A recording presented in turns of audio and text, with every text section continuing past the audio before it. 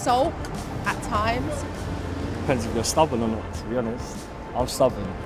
So am I.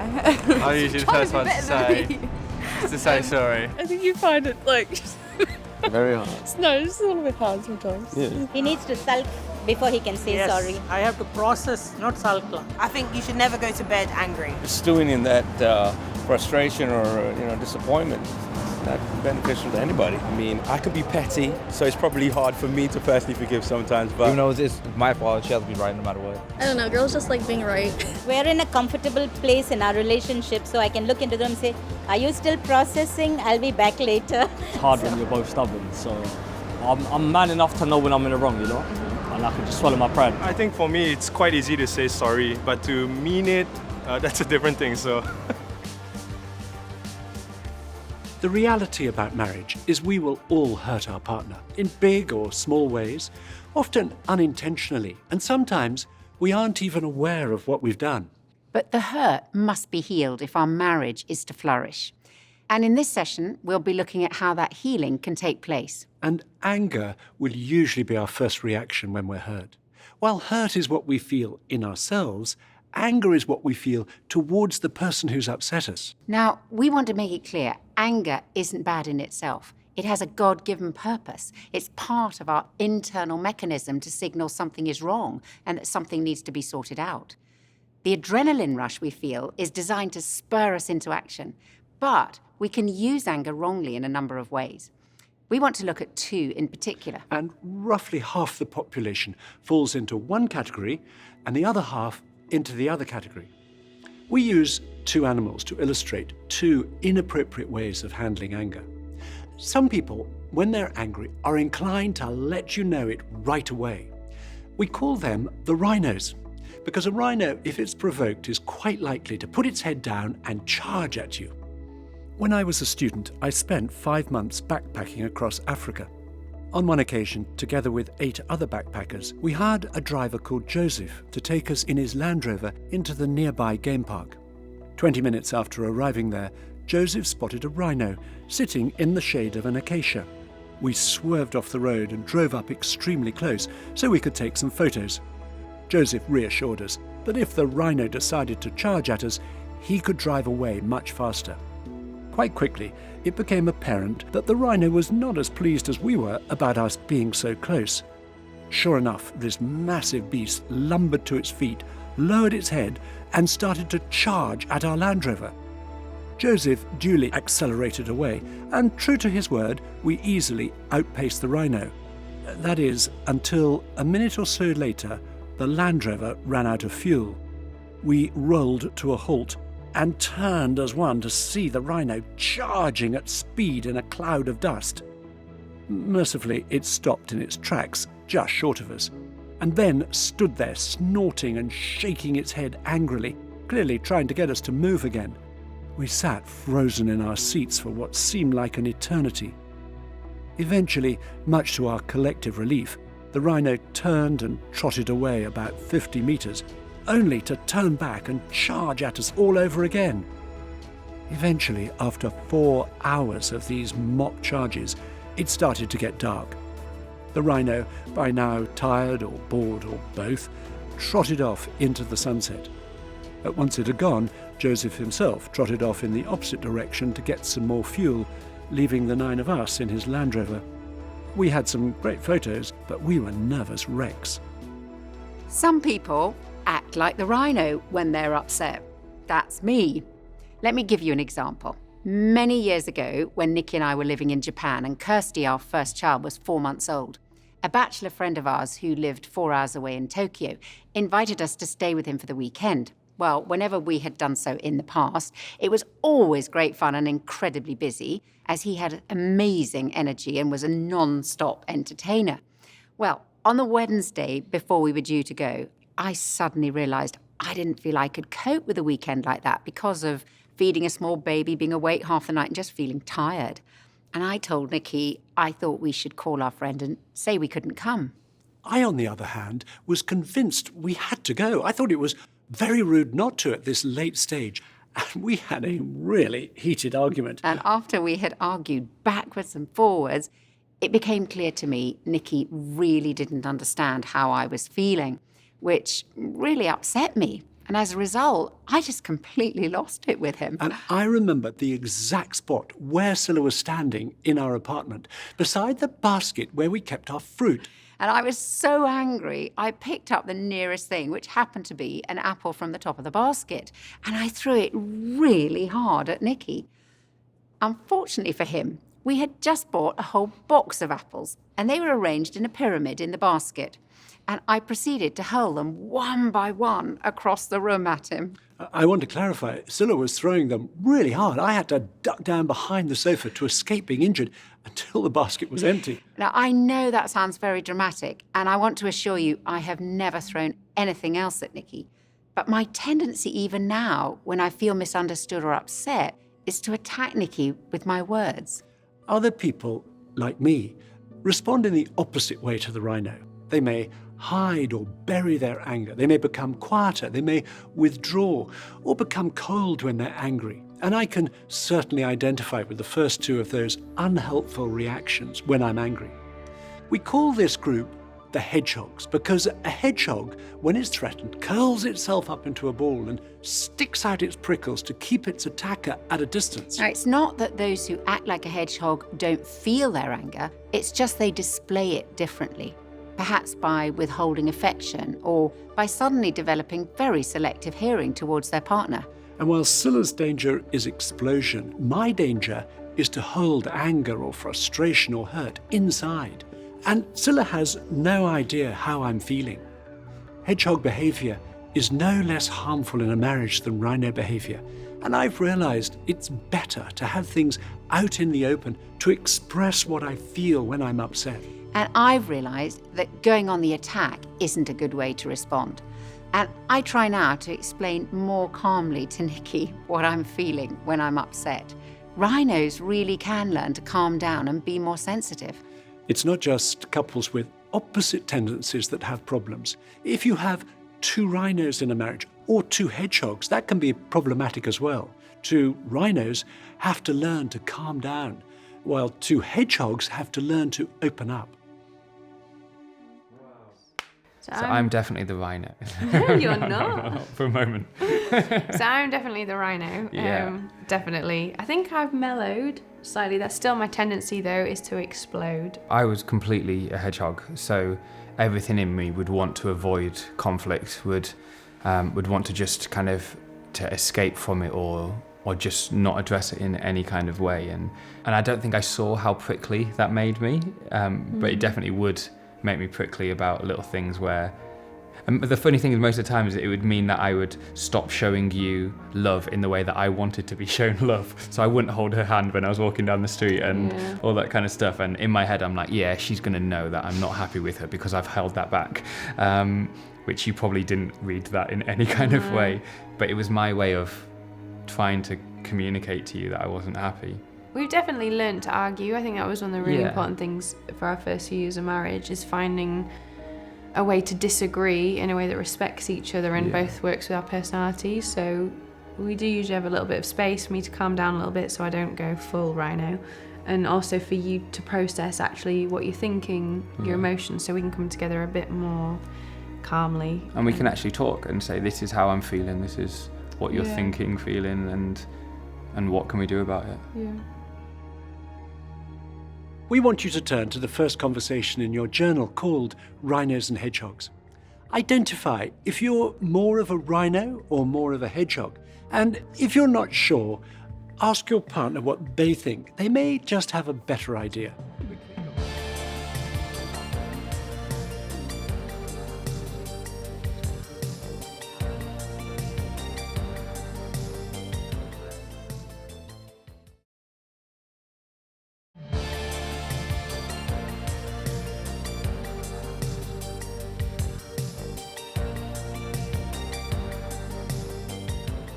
Both rhinos and hedgehogs must learn to manage their anger properly, and if necessary, get expert help to do so. Uncontrolled anger has terrible consequences, and unless we learn to control the way we express hurt and anger, Whether in response to big issues or small things, we can easily get into a pattern which is repeated again and again, and it becomes a downward spiral. Hurt leads to anger, which can then lead us to want to retaliate. Hurt for hurt, rejection for rejection. We want to show our partner what it feels like to have been upset in this way. And as a result, we get into a downward cycle of mutual blame. This can then lead to fear. Fear causes us to withdraw emotionally and build a wall of protection around our heart so as not to be hurt again. And if we're like the rhino, our skin will get thicker. And if we're like the hedgehog, our prickles will get longer and somewhat sharper. This destructive pattern of hurt and anger and mutual blame fills us up with negative emotions. Anger must be managed, not buried. It's no good pushing the emotions down and expecting them to disappear. As the psychologist and marriage counsellor Selwyn Hughes said, an emotion is never buried dead, it is always buried alive. And this is a particular danger for hedgehogs. Anger can lead to a state of withdrawal. So some people are very, very uncomfortable with expressing any level of dissatisfaction or anger or displeasure, and therefore what happens is they sort of bottle it all up, they hold it within. And therefore what sometimes those people will do is they will stonewall, or they'll give a cold shoulder, or they'll sort of collapse in on themselves, even though that person who doesn't want to express their anger says, oh no, it would be terrible to express anger. You can see it in their eyes. You see the rage in their eyes, and you kind of hear it in the way they wash the dishes or tidy the house, that even though on one level they're not expressing anger, they're leaking resentment everywhere. Sometimes it can be quite small things in a marriage that people get upset about, particular habits that a husband or wife has, or maybe particular things they don't do. It can either boil down to really, really tiny things like not checking the doors locked before they go to sleep. It can be quite minor things, but it's good to notice that that's something that actually I just feel a little bit of twinge of annoyance there. And maybe I should note that, and just note that maybe that's something I could say something about. Because if we don't express it, we are assuming that our husband or wife is doing it on purpose, and they're always going to do it. So weirdly, to stop being angry, we have to notice what makes us angry. And do you know what? We also have to have a little bit of hope that they're better than we think they are, and that actually if they know what upsets us, they might actually change. Buried hurt and anger impact every part of our lives. Our behaviour can be affected. We may start escaping into work or drinking too much. It can affect us physically. We may not be able to sleep or eat properly. And there can be emotional symptoms such as low self-esteem, depression, or emotional shutdown. And people who are on the verge of separation often say words to this effect: I don't feel love anymore. In fact, I don't feel anything at all. I feel numb. This is hardly surprising. It's the physiological response to the unhealed hurt and negative emotions which have accumulated inside. And it means there's no space for the positive feelings of love, romance, affection, and so on. And unless we deal with the hurt and anger at the root, we end up losing connection, which destroys our intimacy and potentially our whole relationship. The next conversation in your journal, called Handling Anger, will help you recognize how you typically respond when you feel hurt. And we'd like you to take a few minutes to fill in your answers to the questions. Now, you don't need to write too much, be quite instinctive about it, and then discuss what you've put.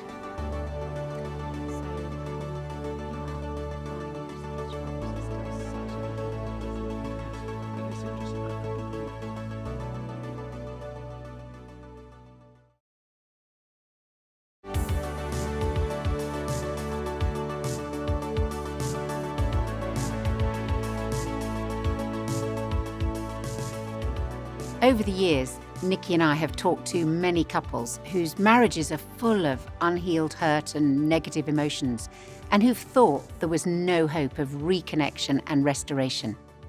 But we know the hurt can be healed and their relationship restored if they're prepared to lift the lid on it together. So we're going to look at how we heal the ways we've hurt each other, including hurt that may have been buried for days, weeks, months, or even years, whether through an accumulation of small things or a massive betrayal of trust. Now, we don't want to pretend that this is easy. dealing with this stuff is messy. It's a bit like dealing with a blocked drain. My most vivid memory of a blocked drain was during an incredibly heavy rainstorm. The alleyway next to our house flooded because the drains from the church loos that run under the alley were blocked and needed immediate clearing. As the rain continued, our neighbour Derek and I took the lid off the drains that were filled right to the top, at which point the contents of the drain began to mix with the rainwater in the alley. It wasn't a pleasant sight or smell. We grabbed some drainage rods to try and clear it, but we quickly realised we couldn't get the right angle from above, which meant that one of us would have to climb down directly into the drain. Well, I was staring down into this murky, stinking water, and then before I knew it, Derek was in there, crouching up to his waist in it and pushing on the rods with all his strength at this underground blockage. After 3 shoves, there was a wonderful sound. First a gurgling that turned to a rushing noise and then developed into this incredibly strong sucking sound. The blockage cleared and the water flowed away really quickly. I hosed the alley down and hosed Derek down, and the crisis was over. Now, it would have been no good if Derek and I had just tried to mop up the surface water. We had to deal with the problem under the ground. And it's the same with buried hurt. We can't just deal with the symptoms. We have to tackle the underlying problems.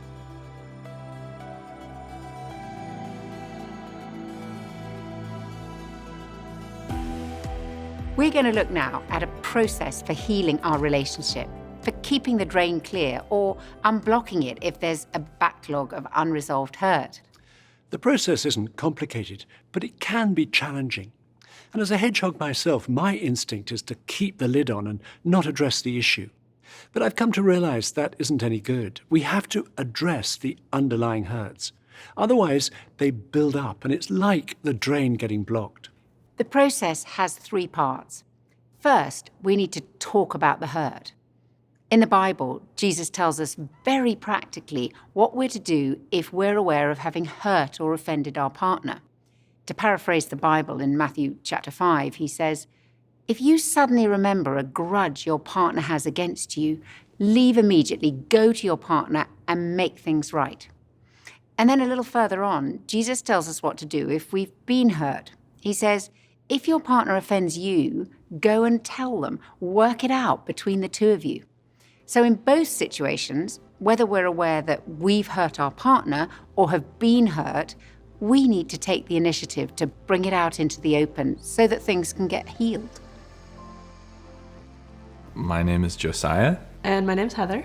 Our families would go to family camp at the same place every summer, and that's kind of when we started dating, and well, you know, the rest is history. I think seeing my dad express like wide ranges of emotions, I think because I saw the almost volatile side of that with anger, so never physical anger, but yelling, that kind of thing. When he'd get really angry, I think it made me want to shut down because I never wanted to do that. But I think I just shut down my external expression of emotion, which then also means that I'm not communicating how I'm feeling. So since we've been married, it's still a journey of being conscious of needing to express how I'm feeling. But if I can bring her into that right away, then it's really helpful for us. Most of my childhood, I was raised by my dad. And so that was sort of my experiences, being raised by men. Being so independent growing up, it was really easy to internalize everything, keep it to myself, and not feel like I could tell anyone how I was truly feeling when I felt hurt. And so a big part of our relationship, even while we were dating, was just learning how to trust the vulnerability, and just be able to say, hey, that really hurt my feelings. And then also understanding that Josiah, as a person, he has my best interest at heart, and he's not out to get me or to hurt me. And so I think that's been the big learning curve for us.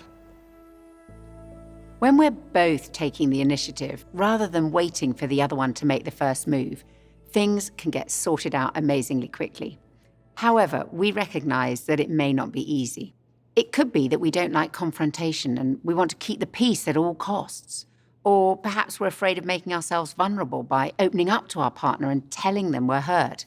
Or it could be our pride or our shame that stops us admitting we were wrong. Or we're afraid of our partner's reaction. Any of these reasons can make us reluctant to take the initiative in bringing hurt out into the open. But whether it's big wrongs or small wrongs, when our partner has hurt us by being thoughtless or selfish or cold or unfaithful, the hurt needs to be addressed. And just as small stones eventually block a drain, so the accumulation of small hurts, if left unaddressed, can break a marriage. We want to give you an example from our own marriage that is relatively trivial on the scale of things, and certainly we have had to address much more serious hurt between us over the years.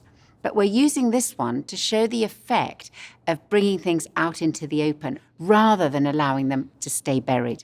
Before we tell the story, first, a little bit of background. One of the differences between Scylla and me is that when we go out to see friends and it's time to go home, we have very different ways of leaving. My way is to say thank you and goodbye and then to leave. And my way is to start saying goodbye and then to begin to have probably my best, most in-depth conversation of the whole evening. And I've discovered over many years of marriage that if we're to get home when we plan to, we need to start leaving about halfway through the first course of the meal. And one time we were at a friend's birthday party. It was in South London and it was a Thursday evening. It was about a 15-minute drive from our home. And Nicky told me on the way there that the following day was particularly busy for him, so he wanted to get a good night's sleep. So we agreed that we'd make sure we were home by midnight. Well, knowing what Scylla's like, I decided to double the time it would take us to get home. So I initiated the process of leaving at 11:30 p.m. I said goodbye, and I told Scylla I was just going to get the car that we'd parked at the other end of the road. Well, I drove up to the house and double-parked outside in this narrow and crowded London street and waited for Scylla to come out. 20 minutes passed. Midnight came, midnight went. There was no sign of Scylla. So I reparked the car, not an easy manoeuvre, went back into the house and found Scylla exactly where I'd left her, still deep in conversation. Well, keeping a thick smile on my face so as not to spoil the end of the party, I said to her, I'd been waiting in the car, and it's now past midnight. At which point, Scylla looked round at me and said, I didn't even realise you'd left, which rather added insult to injury. So I told her I was going to get the car again, and quite soon, 10 minutes at the most, Scylla joined me. And as we were driving home, she was in great form, chatting away happily about what a fun evening it had been. Meanwhile, I was fuming inside. I was trying to cope not only with my frustration that we were going to get home a lot later than we'd agreed, but also feeling very hurt that Scylla had totally ignored my need for a good night's sleep. As a typical hedgehog, I was trying to work out whether or not to say anything. And I can remember the exact place on the way home when I decided it really wasn't healthy to pretend any longer that everything was okay. And Nicky suddenly said to me, did you realise I was waiting in the car for you for more than 20 minutes? Well, that really got my attention, and I asked him, are you feeling upset with me? He then told me that he was very cross and rather hurt, that we'd made an agreement which I had totally ignored. Now, when I heard Nicky describe how it felt for him, which he doesn't do all that often, I realised I had been really thoughtless. And so, despite my strong temptation to make excuses, I knew the best thing I could do was to apologise. And straight away, Scylla said to me, I'm so sorry for making us so late. Please forgive me. Well, as soon as it was out in the open, I didn't find it difficult to forgive, and my feelings of annoyance and hurt evaporated much more quickly than they built up. So we spent the rest of the journey home discussing how we could communicate more effectively in a crowd about when it's time to leave. I think I knew the situation would happen again. Indeed, it has happened several times since then. But getting those feelings out into the open, describing to Scylla how I felt, meant there were no negative emotions left inside. The hurt and anger were dealt with. And most of us hate confrontation. But we need to be able to tell our husband or wife when they've hurt us. 对我来讲，表达感受真的是件很难的事情。我们生气了，我们有冲突了，我们有伤害了，他表达完以后，我告诉他说：“老婆，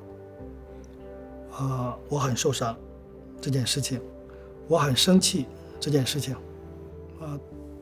对我来讲特别的艰难，因为好像我要打破我以往的习惯、以往的信念，因为以往的习惯、以往的信念是男人不能承认自己，有脆弱的地方，不能承认自己我有需要，不能承认不能表现自己的情绪，你必须要冷漠，必须要稳重，必须要一点情绪都没有，这样才说明你是一个刚强的男人，才是一个成熟的男人。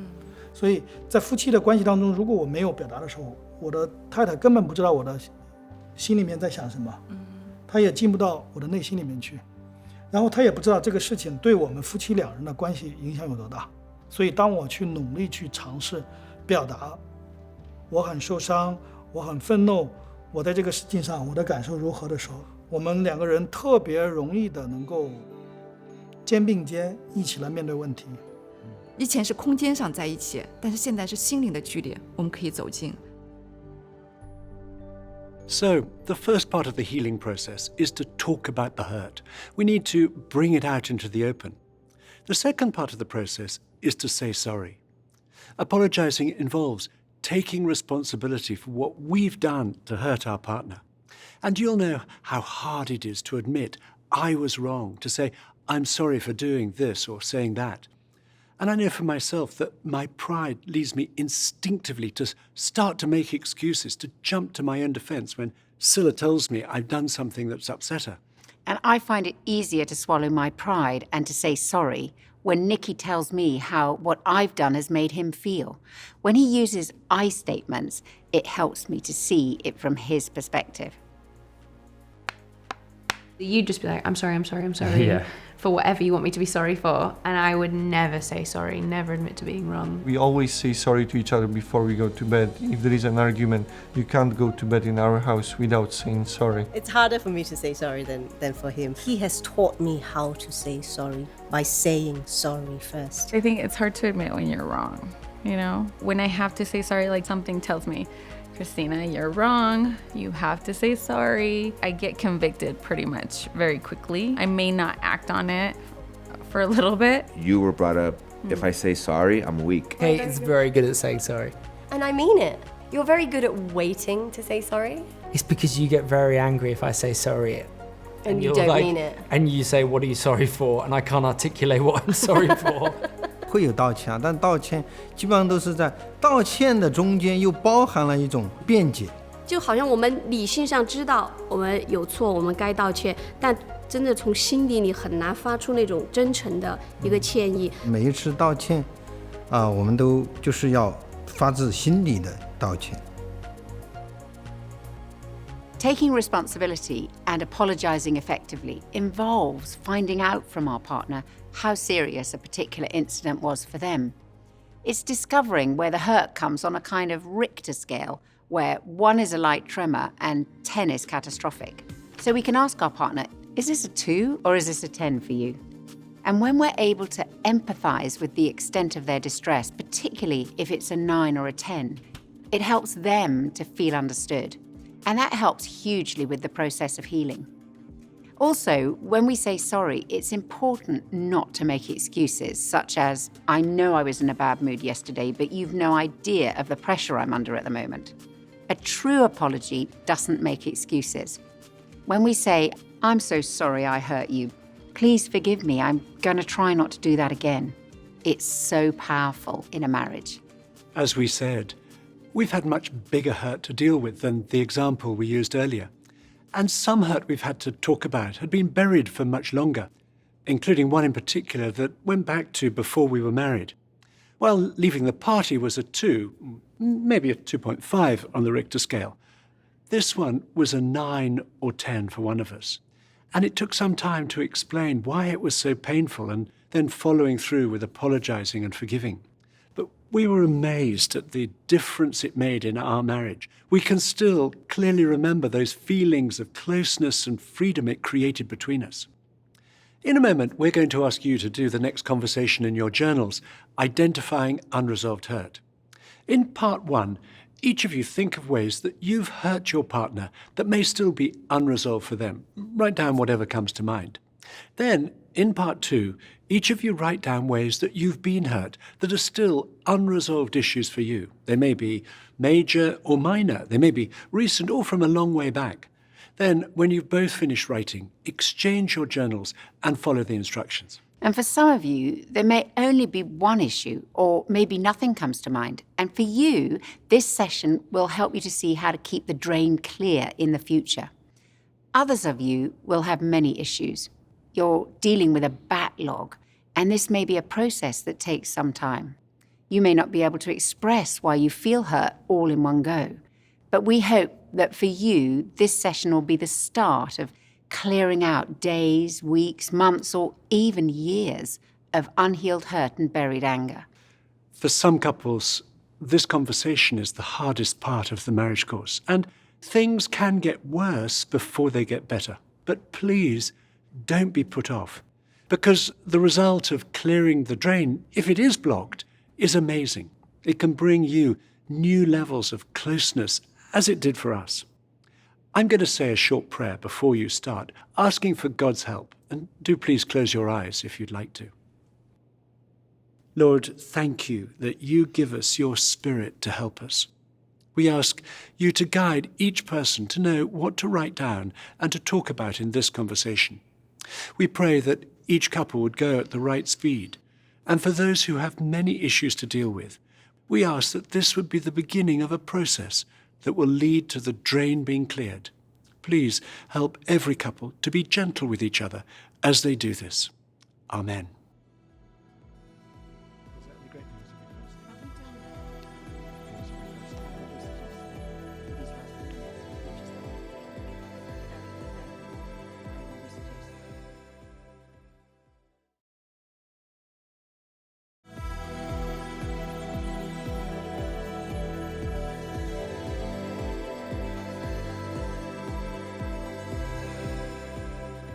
We recognise that conversation around identifying hurt is a hard one, but we'd encourage you to persevere with this process, even when it feels hard, and if necessary, seek extra help.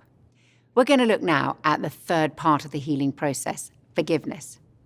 One of the most important things I ever learnt about forgiveness is that it's not just about my feelings, but about making a choice to forgive. We all know how hard forgiveness can be. Every act of forgiveness costs us something. It means giving up our self-pity, giving up our desire for justice, and putting aside our pride.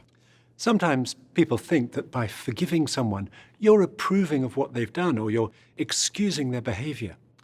When we forgive, we're not condoning negative behavior. And alongside forgiveness, we may well need to put in a boundary by saying something like, I'm not prepared to let you speak to me like that, or to keep lying to me, or to keep putting us into debt. Being clear with our partner about what is unacceptable and choosing to forgive are not mutually exclusive. They work hand in hand to bring healing to a marriage. And forgiveness is not pretending that the hurt doesn't matter and trying to forget about it. Forgiveness is not denying the hurt and just hoping it'll go away. Forgiveness is not thinking our love for each other will somehow magically resolve any ways that we've hurt each other, so it doesn't matter. I think that's pretty much what I thought when we got married. I remember the first time I realised I had to say to Nikki, I forgive you. It was after a big argument we'd had about money, and I felt very hurt and accused. And it coincided with going away for a special weekend that we'd been planning and looking forward to for ages. And at first I just tried to bury the hurt. But the result was I just felt more and more full of resentment and self-pity and went into this mood which spoiled not only the weekend, but our relationship as well. But eventually, after 36 hours, I just couldn't contain it any longer, and I poured it all out to Nicky. He listened and really understood why I was upset, and then said he was sorry. It was at that point I realised for the first time I had to say out loud to Nicky, I forgive you. Now, I'm not proud of this, but I found that really hard, and I think I said it through gritted teeth. But the moment I'd said it, I felt completely different. The resentment and the self-pity left, and our relationship was restored. And we went on to have a great rest of the weekend together because my choosing to forgive had opened the way for us to draw close again. Sometimes people have said to us, "But I just can't forgive him or her for that. You don't understand." When we say, "I can't forgive," what we're really saying is either, "I won't forgive," or perhaps, "I don't know how to forgive." And often that's because we're waiting for something to happen before we can forgive. We may be waiting for the right feelings, or we're waiting for justice to be done, or we're wanting revenge first, or we're wanting to retaliate, wanting the other person to be punished. Then we think we'll be able to forgive. Forgiveness means choosing to let go of those desires, however strong they may be. The author C.S. Lewis wrote, "Forgiveness goes beyond human fairness. It's pardoning those things that can't readily be pardoned at all." If we don't forgive, if we don't release the other person, we'll be the one imprisoned by the negative emotions, by the bitterness, the resentment, the desire for revenge, and the anger that builds up inside us. Only forgiveness can set us free. So my name is Mark. I'm Laura. Just fell in love with Mark quite quickly. I just saw that this was a man that was loyal, trustworthy, and someone that I thought I could be with forever. Forgiveness is a really important part of our marriage and part of our story because we both hurt each other so many times. They weren't the kind of thing where you could go, "Wow, it doesn't really matter, hasn't really affected me." My priorities were all completely wrong. I wasn't carving out the time that was needed for our marriage. I was married, but it was kind of more like flatmates over time with Mark, like working a lot. I decided that marriage and Mark wasn't what I wanted anymore. So we separated. And we were separated for 8 months. I guess in my way I was trying to fight for our relationship, but there were just so many things that we hadn't worked out. And Laura was gradually drifting further and further away. You know, God did something really wonderful in my heart and... Sorry. Doing great. And that day I rang up Mark and I said, "Yeah, I'm 100% in. I want to do this." And I thought, if God can forgive me for all the stuff that I'm aware of that I feel really ashamed about, then maybe he can help me extend that forgiveness to Laura. Over time, I was able to not just say I forgive you, but actually live that out. There's still memories. I can still remember them. I can still remember how it felt, but it doesn't have that power.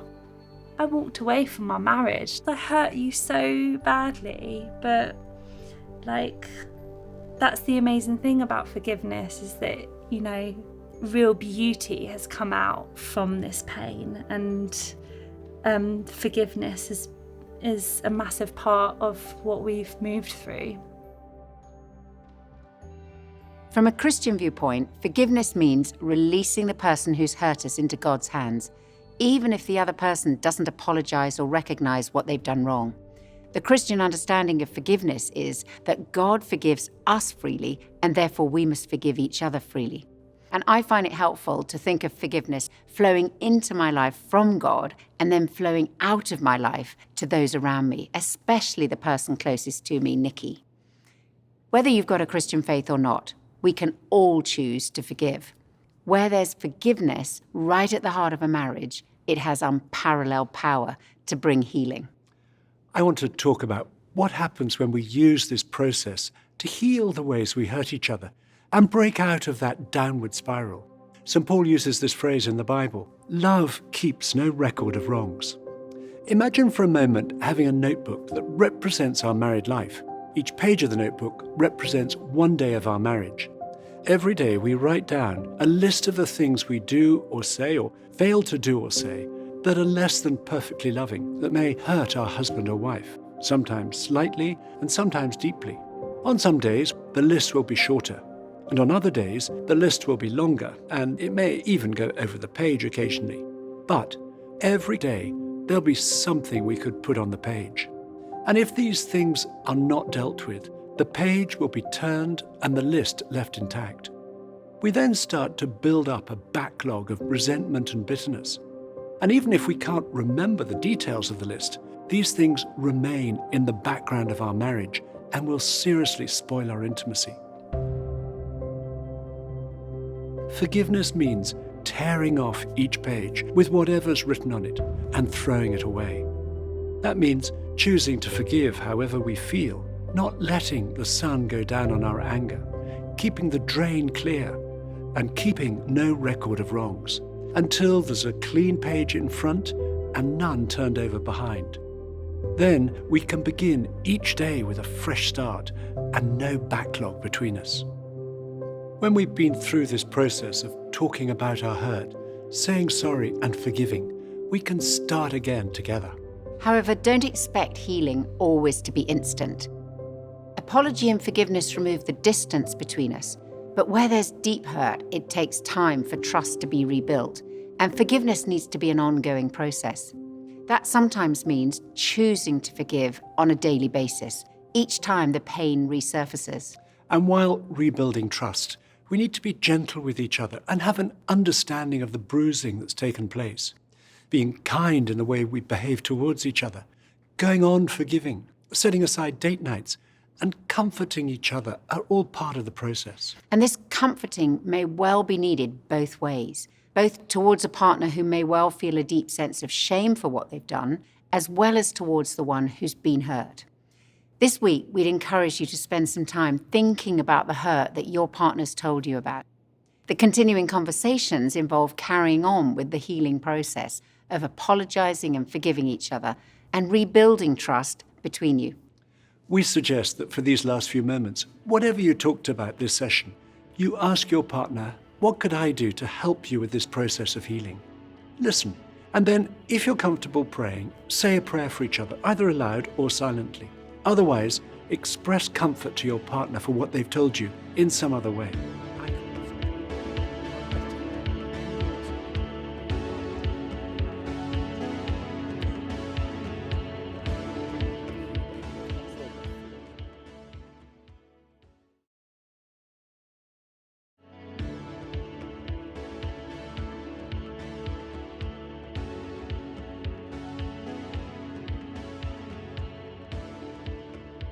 You may still be wondering if we ever went to Tokyo for the weekend after that whole apple-throwing scenario. Well, by the evening, we were both still convinced of our own point of view, so we decided we needed to pray together about it. And it was only as I moved my focus off the issue and onto God that I suddenly became aware I'd been more concerned about letting our friend down than I had about supporting Scylla as a new mother. So I apologized for not seeing it from her point of view, and I said I would ring our friend after all and say we were unable to go for the weekend. Well, when I realised that Nicky really understood how I felt, I said to him I'd probably be able to cope with going after all. So we went to Tokyo, and Nicky was very supportive, and we had a great time. St. Paul's phrase, love keeps no record of wrongs, comes from a beautiful description of love in the Bible. Love is patient, love is kind. It does not envy, it does not boast. It is not proud, it is not rude, it is not self-seeking. It is not easily angered, it keeps no record of wrongs. Love does not delight in evil, but rejoices with the truth. It always protects, always trusts, always hopes, always perseveres. Love never fails. I'm going to say a short prayer around this whole area of forgiveness, so please stay as you are. Lord, thank you for your willingness to forgive us. Thank you for your example and for bearing the cost of our forgiveness. Please help us to forgive each other as you forgive us. And please bring healing into those areas in our marriage where we've hurt each other. And thank you that love keeps no record of wrongs. In Jesus' name, amen. Amen. Thank you for joining us. We'll see you in the next session.